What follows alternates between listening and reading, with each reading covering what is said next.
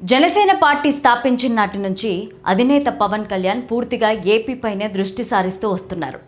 రెండు రాష్ట్రాలు విడిపోయాక పవన్ కళ్యాణ్ పూర్తిగా ఏపీ రాజకీయాలకు పరిమితమయ్యారు.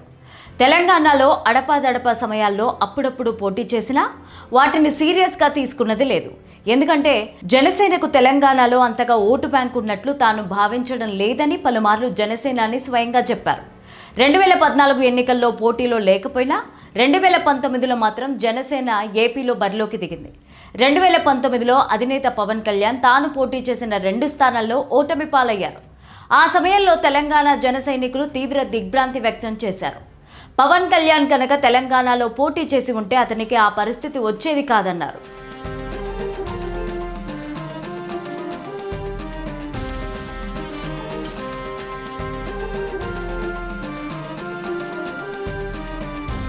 తెలంగాణలో తనకు మద్దతు ఉందని జనసేనానికి తెలిసినా పూర్తి స్థాయిలో ఫోకస్ చేయలేదు.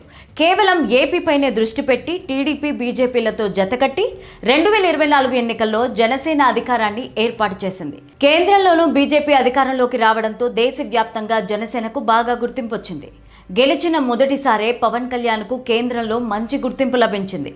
ఎన్డీఏలో కూటమిగా జనసేన ఉండడంతో ఎన్నికలు జరిగే ప్రాంతాల్లో పవన్ కళ్యాణ్ను స్టార్ క్యాంపెయినింగ్ కింద వాడుకుంది. అలా వాడే మహారాష్ట్రలో బీజేపీ అధికారంలోకి వచ్చింది. పవన్ ప్రచారం చేసిన అన్ని స్థానాల్లో బీజేపీ గెలిచింది.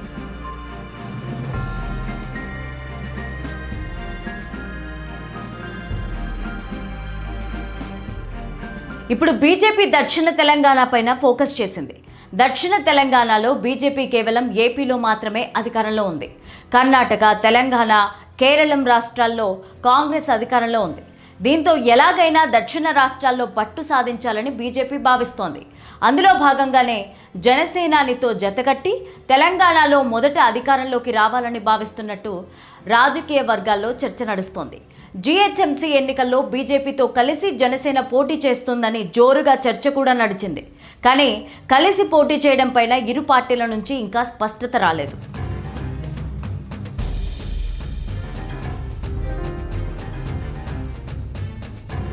ఇటీవలే 2023లో జరిగిన తెలంగాణ అసెంబ్లీ ఎన్నికల్లో బీజేపీతో పొత్తు పెట్టుకుని జనసేన 8 స్థానాల్లో పోటీ చేసింది.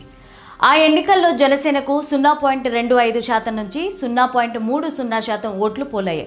అంటే పోటీ చేసిన అన్ని స్థానాల్లో కలిపి కేవలం 59,000 ఓట్లు మాత్రమే వచ్చాయి. పోటీ చేసిన జనసేన అభ్యర్థులందరూ డిపాజిట్లు కోల్పోయారు.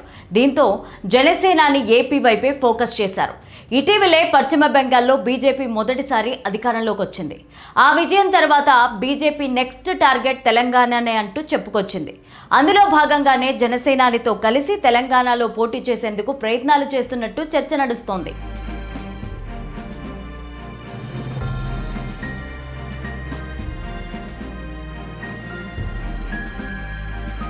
బీజేపీకి తెలంగాణలో ముందు నుంచే మంచి ఓటు బ్యాంక్ ఉంది. దానికి జనసేన తోడైతే అధికారంలోకి రావచ్చని బీజేపీ పెద్దలు భావిస్తున్నారట.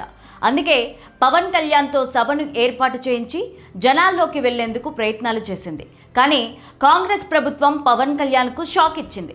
జనసేన సభకు పర్మిషన్ కూడా ఇప్పించకుండా అడ్డుకుంది. దీంతో పవన్ కళ్యాణ్ మీడియా సమావేశం ఏర్పాటు చేసి త్వరలో జనసేన తెలంగాణలో పోటీ ఉండబోతోంది అన్నట్టుగా సంకేతాలిచ్చారు. ఇదంతా బీజేపీ ప్లాన్లో భాగమేనని రాజకీయ వర్గాల్లో తీవ్రంగా చర్చ నడుస్తోంది.